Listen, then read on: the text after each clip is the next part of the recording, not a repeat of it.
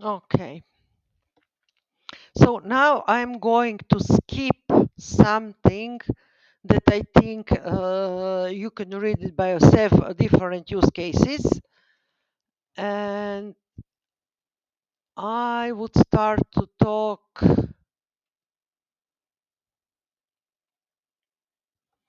about difference between classification, clustering, time series methods, and so on. And then we will go to classification. Uh, so as I said, classification is supervised machine learning problem, and mainly we use classification, classifying customers, products, and so on. And you already know some of the algorithms because I have seen that you used these algorithms in orange that are used for classification. Typically, that's logistic regression, decision tree, random forest, maybe some neural network, naive bias, support vector machines. These are the typical algorithms used to train the classification model. Clustering models are the models that are unsupervised, that are trying to group data based on some similarities, and K-means clustering or hierarchical clustering are representative of this group. Then I have not mentioned, but we are also trying to make some time series prediction, and maybe you're familiar with this, probably ARMA, ARIMA statistical models, but there are also some very sophisticated machine learning models based on deep neural networks used for time series prediction. I will not cover this. I think it's too much for one course. I will try to stay in the classification, maybe regression, and some clustering methods. Then the next thing that I want to understand, because that this was maybe also needed in the orange exercise, you need to understand with which data types are you dealing. So when we have true numeric, then we are talking about numeric values. We can have intervals, uh, like date, time, and so on. We can have ordinal values that allow ordering, but they do not allow uh, any arithmetic operations. Let me check.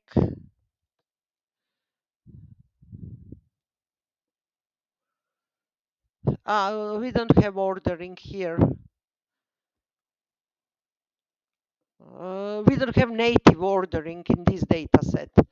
But we do have categorical data. They cannot be ordered and allow no arithmetic. We do have categorical data here, state, single, married, male, female, and so on.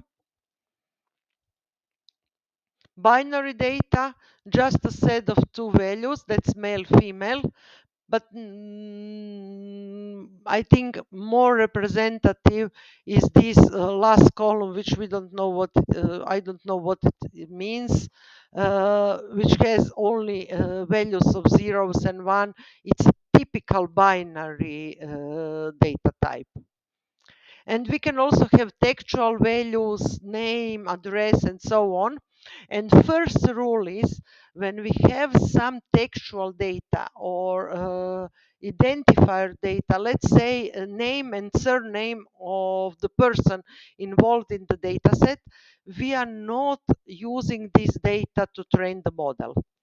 That's too specific. It's identifying, and we are omitting this data in data mining. So, for instance, if our data set looks like this, I will omit ID, identifier of the person. I will omit the name of the person. in the training data, and I will only use maybe date of birth, which I will translate into the age category interval, gender, credit rating, country, and maybe salary.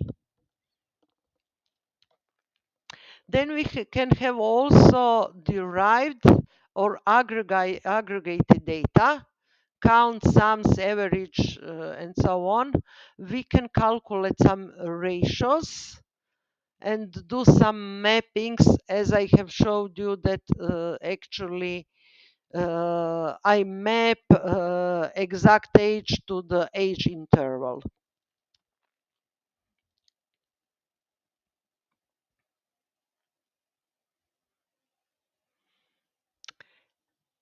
And this story is actually something that I have shown you on the data set that I'm using today in the lectures.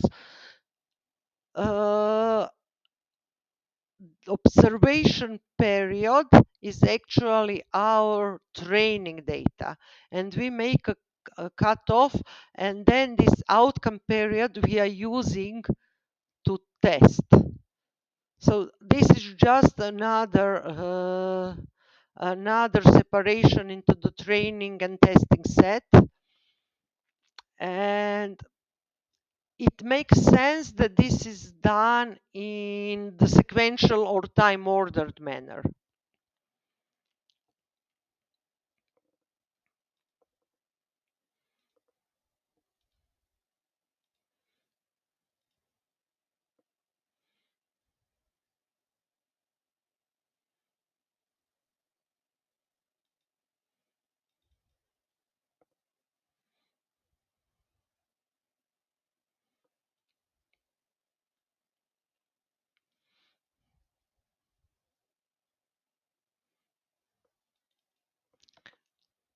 I will just quickly show you how some data quality report might look like.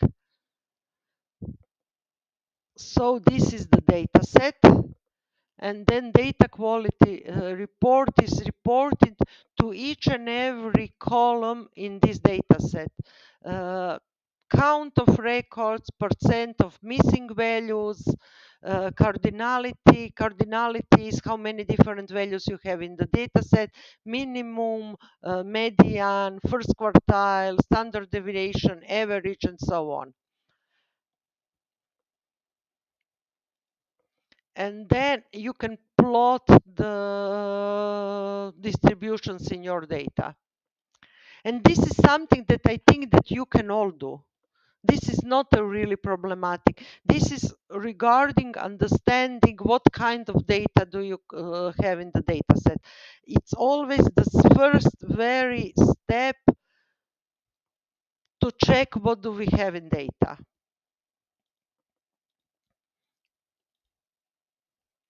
I think you can use formulas here in Excel and as well, and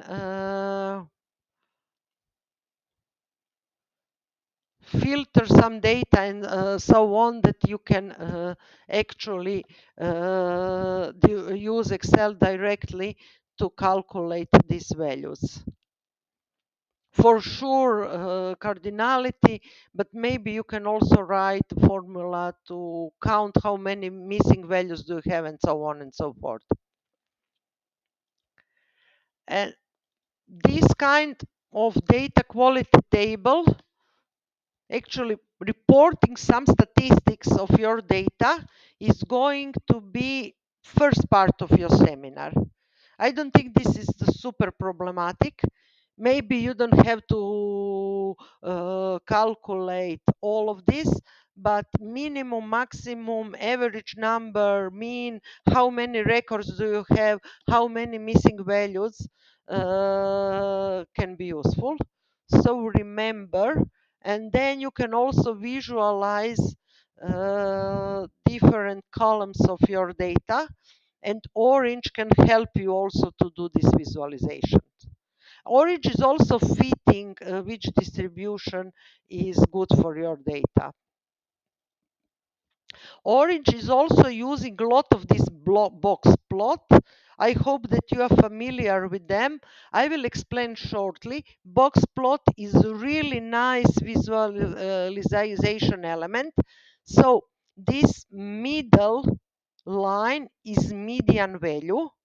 Upper is the third quartile line, first quartile line, and here we have its so-called cat whiskers, uh, the minimum and maximum value.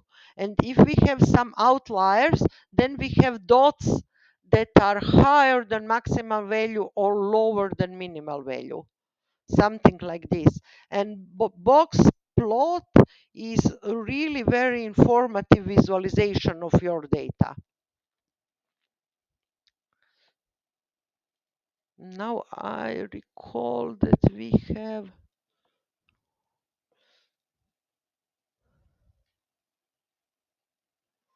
let me just quick check the violin plot if I can find it.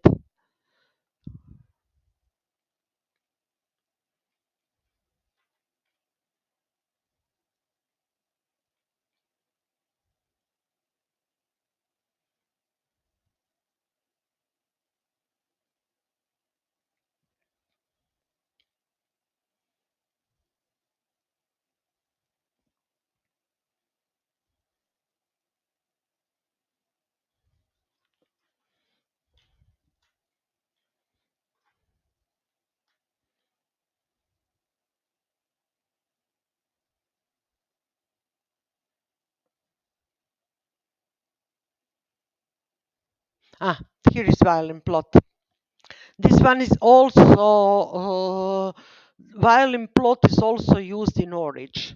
It's pretty much the same as the box plot, but you should think that violin plot is actually representing dots or your data, where we have the maximum and minimal value, and where the points have maximal density, you have this rounding, which actually means that violin plots are also showing the distribution in your data.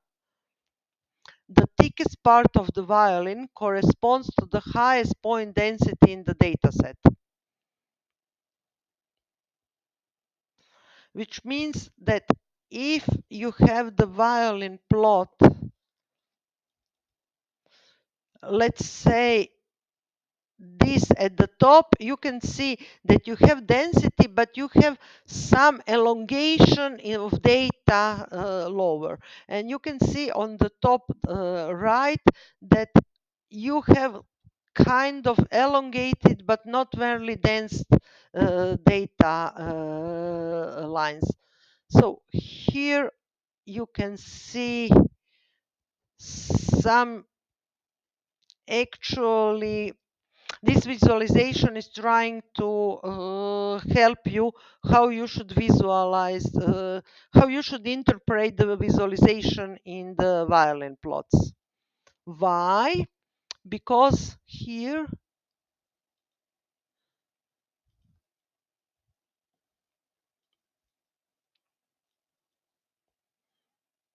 I don't have a clue what I have here in the data, but obviously I do have some data set, and this is the visualization.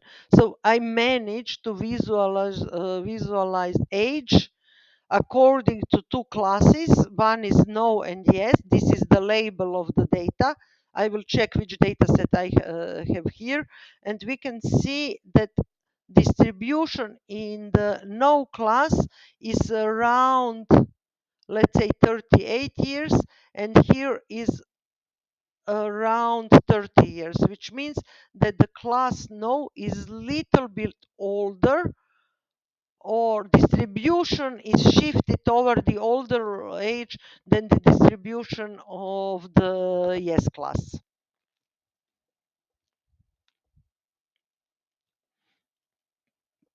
I have loaded the employee attrition, which means that This is the case when they're trying to see which of the employees is leaving the company. Now I wanted to close this one, and I am getting back.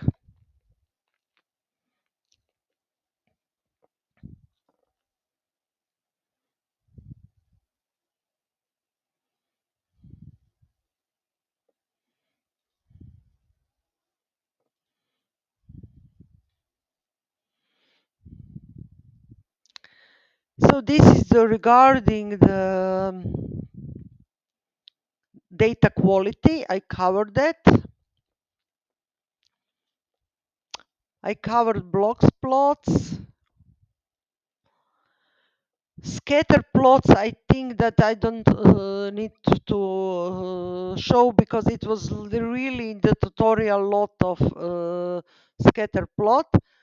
But here actually you can see how good a box plot visualization can be. It can be really helpful. Instead of visualize all this distribution, you can actually have everything in two small pictures.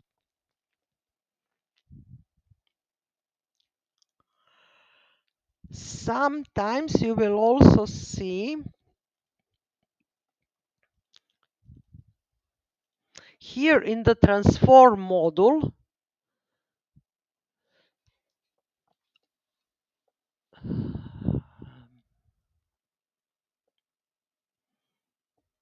you have pre-process widget, and this pre-process widget can have different calculations on your feature space, normalization, randomization, and so on.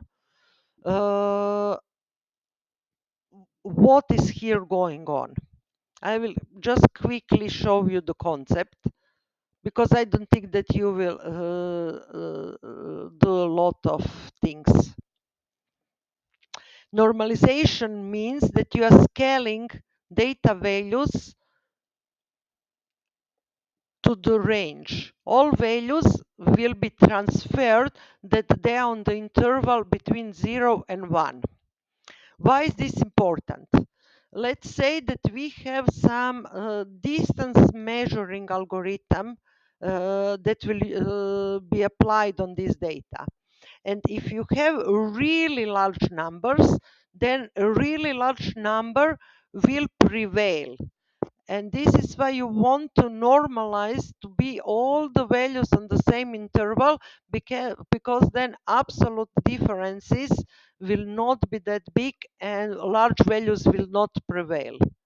Then it's standardization with average value or and standard deviation for detecting of outliers. Standardization means that you want to transfer your data to be centered around 0 with the standard deviation. Z-score is used. I refer you to look into the x-axis. So on the left, I have raw data of some prices. I will do it like this. And you see that prices are really different on a large interval. And by normalization, I manage to transfer original prices to the interval between minus 1 and 5. How? Because this core normalization is actually applying this formula on each and every value of the data, which means this value of the data I will subtract the mean value and divide by the standard distribution. And this formula is then transforming original x axis to the new one, which is not that big.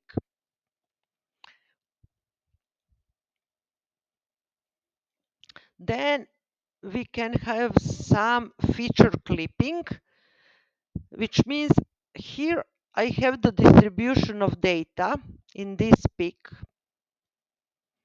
And then I have discovered that I have some really extreme values. Instead of dealing with all these extreme values in the long tail, I actually said that all values will be now put to value 4. Actually, use case was, I think, the number of rooms in the selling property. And usually number of rooms is centered around 2. You see the distribution. And apparently there was some huge building with over 50 rooms, and all these properties with large number of rooms are actually now represented with this 4 room as the upper interval value.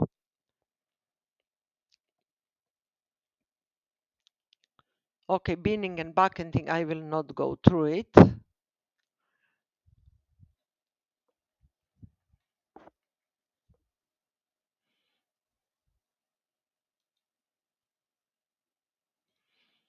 Why is this important? Because these techniques, actually Orange has much more techniques that I showed you, but now you can understand that this normalization is standardization to mean value, standard deviation, where the mean value is at 0, standard deviation is at 1, which really means that you are shifting the value in your data set during the data preparation.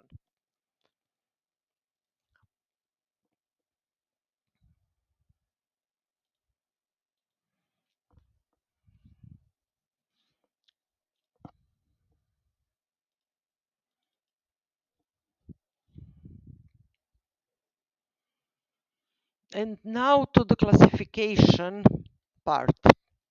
So this is the story that I usually sell my student as the first data mining example in the history. It's cholera epidemic in London in 1854, and John Snow was the doctor. And students actually revealed to me that this John Snow was the motivation for Jon Snow in the Game of Thrones. I'm not sure if this is correct, but this is what students told me. So, what Jon Snow, the doctor in London during the cholera epidemic, is doing, he's not believing that the cause of cholera is breathing bad air, which was believed at the time. And the theory of bacteria and viruses was not actually known, and he suspected that cholera is actually spreading with water. So what did he do? He actually started to map his where his patients with cholera are coming from and where do they live. And when actually he discovered that they live in this area with 3 circles, and then he decided to plot the location of all water pumps in this area, and he discovered that in this heavily infected area is one central water pump. And he was doing the grouping, and he actually managed to group the patients or cluster the patients around this central water pump. And this was actually his model was, if you are drinking the water from this pump, you will get cholera. And decision made from this data mining model is, let's turn the water in this water pump off, and we will have no spread of disease.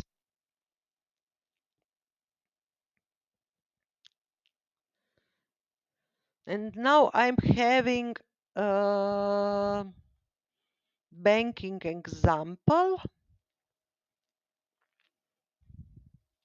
So I will be working now with this data. This data is to approve or not approve the loan. You can see that I have the identifier, which I will not use for training. I have age interval, young, middle, or old. I have the variable that each person is either has or doesn't have job, uh, owning house, has some credit rating, and class is the label or predictive variable that is listing whether this person will receive or not receive credit. And with this data, we will try to train some model. I will just go back and check if I have missed something that is important. So the problem that we are solving right now is deciding whether a loan should be approved or not approved. And we will do this by training the supervised learning or classification model. Uh, and now I will actually start evaluation of the model with some basic measure, and basic measure is called accuracy. And when we classify something with our model, we will count how many times the model has correctly classified and divide that by the total number of test cases. And this is the measure of accuracy. So we have a data set. Data set is the data regarding persons who will or not will receive the loan. We have a task that we need to train the model that is predicting whether person can or not have the loan. And we have a performance measure, which is accuracy, which is actually telling if our model is doing or not doing well. And we will start by a really simple classification. So our motive is, let us learn the model that will predict for this person that is young, doesn't have job, doesn't own house, but has a good credit rating, whether or not the person should have a loan.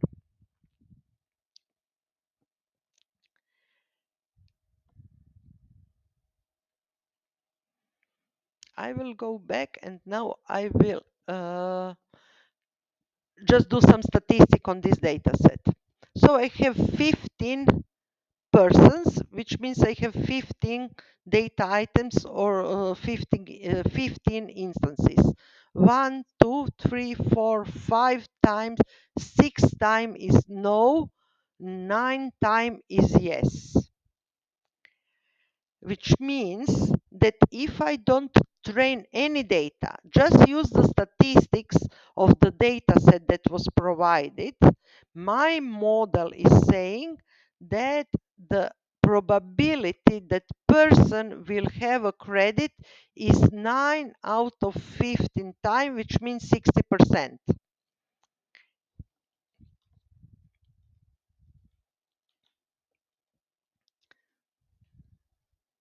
I will copy it here to make it more clear. That's This is why we are doing statistics in our data set. How this was calculated, I just counted how many times class was yes. That was 9 out of 15 times, which means if I don't train any model, the a priori distribution of my data is saying there is a 60% chance that the new person that comes will have a credit allowed, a loan approved. And why is this important? Because my model, when I train it, needs to be better than this 60%. Now I will stop and ask you if this is clear.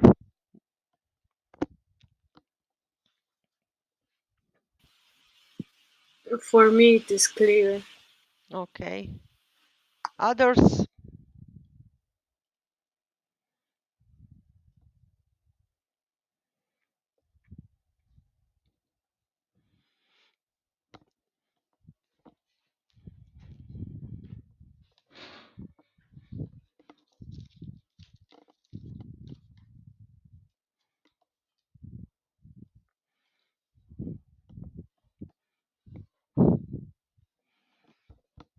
Now it's better. Okay, then I will go on.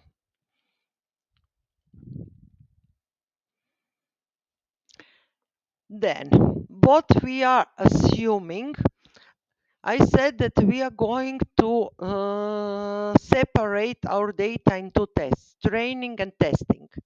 And we always assume that the distribution of our data distribution is this: 60% yes, 40% no.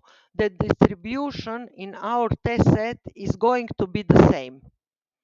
But we need to actually check that, because in practice this assumption can be violated, and then this leads to poor classification accuracy, because we are assuming that the distribution of data is the same, and when it's not, actually model has learned the pattern of one distribution in data, and when then we are providing the other distribution of data, which means model cannot do well.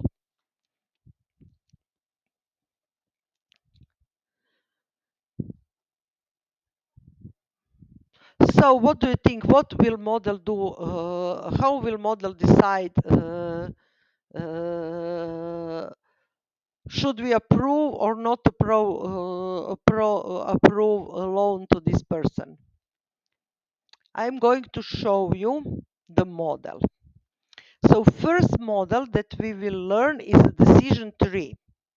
Decision tree we already checked last time. Remember when I showed you the zoo dataset, actually has variables and their values tested. And for the person, age was young, has job is false, and this model will not approve the credit, which means that the decision is no. Second question is, what do you think? Is this a good model? And here I am showing you a smaller tree, smaller tree compared to this one, and asking you, what do you think? Is this better model? Is this model doing a good job? And how can we compare this model to that model?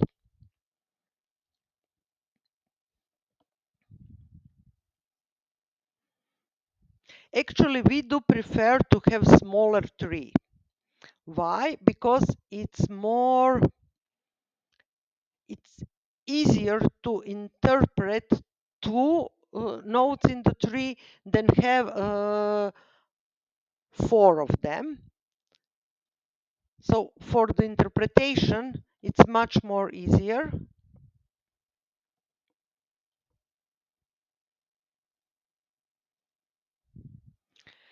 Uh, and the second thing, what I want you to understand is this. First, this smaller tree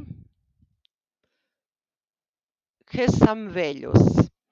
So first we check if somebody is owning the house. If it's owning the house, we are allowing him loan. And this 6 out of 6 says that 6 data items from our table were selected into this leaf and all were correct. If person doesn't own house, Then we are checking if it has a job. If it has a job, we are allowing credit. Again, correctly 5 out of 5 times, and correctly no 4 out of 4 times. Now I will explain further. If we read these three differently, we have three different rules. First rule is if own house is true, class yes. This is the classification rule which is used also in rule mining algorithms that I mentioned, and is used for market basket analysis. In orange, this algorithm, I need to find it, I saw it somewhere.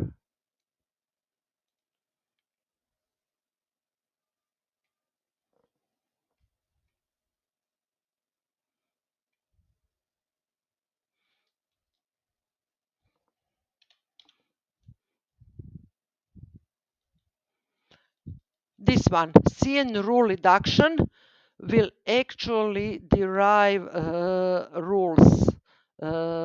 Let me see if this can work, because I have pretty, and then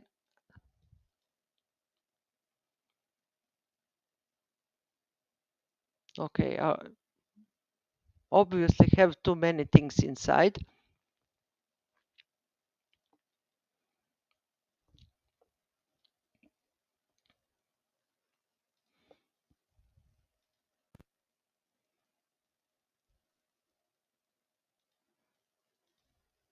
Okay, orange crashed.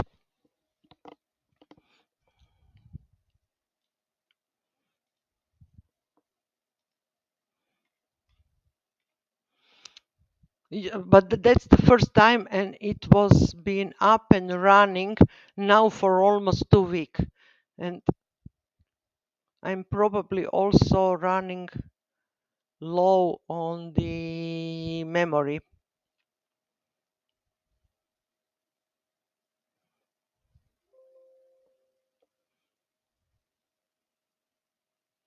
Okay, let me see what we'll do after the crash.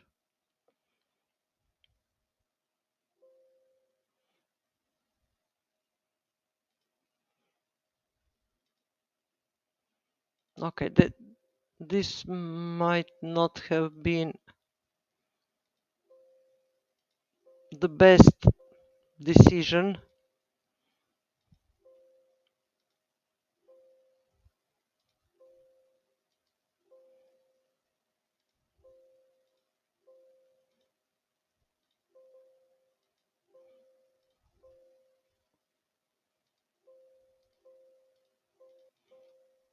Okay.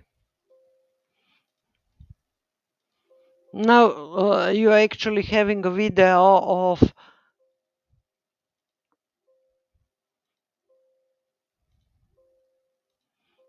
I apologize for this one.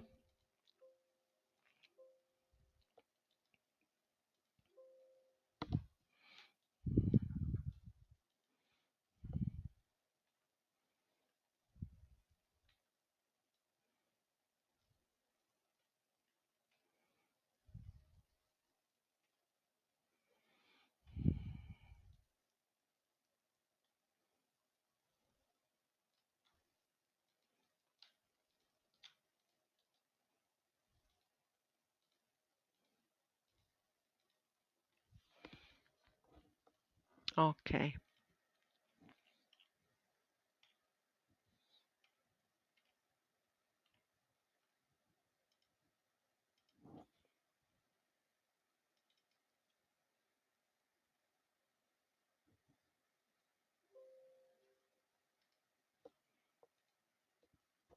No. Okay. We are in. So what I will do,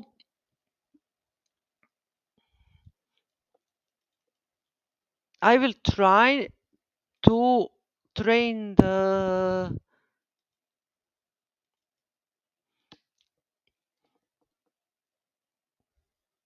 classification tree live.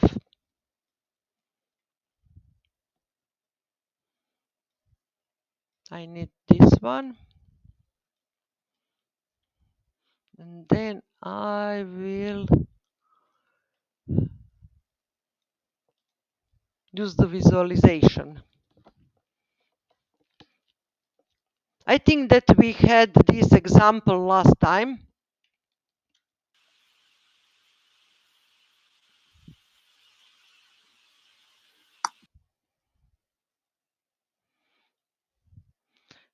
So here is example of the classification tree that is doing classification of the animals into birds, fish, reptiles, insects, amphibia, and mammals. And what I wanted to show you, while I was discussing this 4 out of 5 correct classification and these rules, I actually want you to notice that in this tree in orange, you do have reported 100%, which means that here in this node, we have 100% of the records correctly classified as invertebra. And we have one problematic node where one node is actually 75 amphibia and 1/4 reptile, which means that we could not, with this data, with these attributes that we had in the data, with these features, we could not actually differentiate between these animals.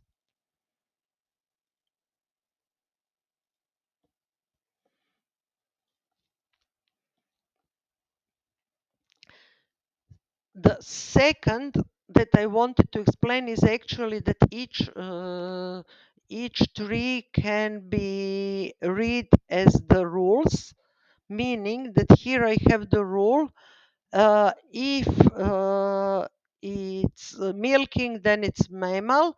If it's not, then I'm checking if it has feather. If yes, it's bird, and so on and so forth.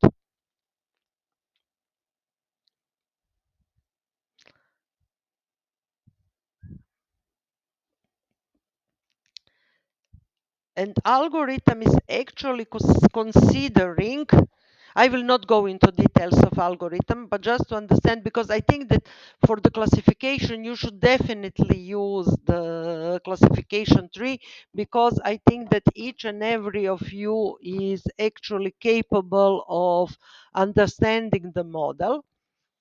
And I will just do the really quick remark how the algorithm is deciding.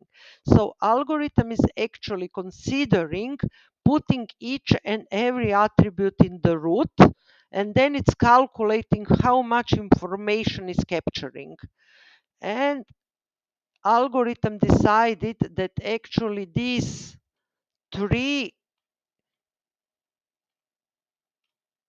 at the end, own house hash job is the best one.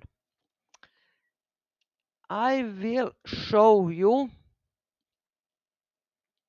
with this employee attrition data set how the tree looks.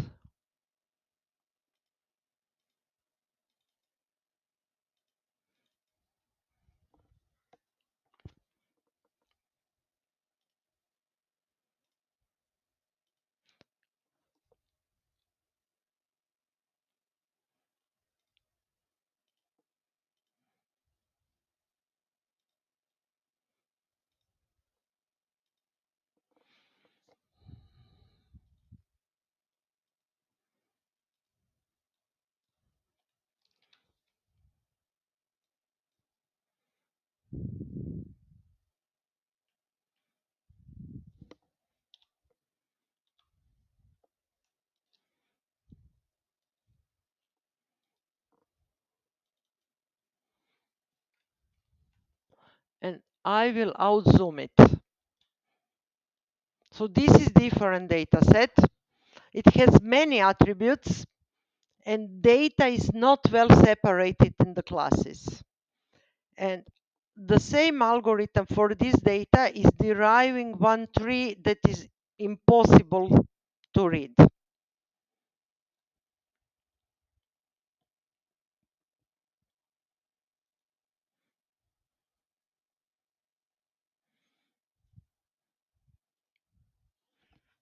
So the main idea is that actually you should test if your data set is okay for this task. I might change which one looked okay.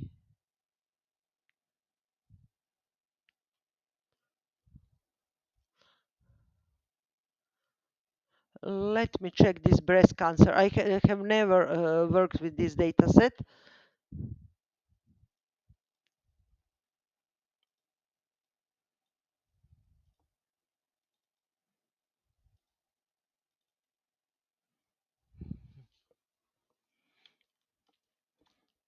You see, even for this data set, it's not simple to decide whether person will have the recurrent or not recurrent breast cancer. You see that classification actually accuracy here sometimes is okay, sometimes is really problematic. So this tree is not really suitable for this task.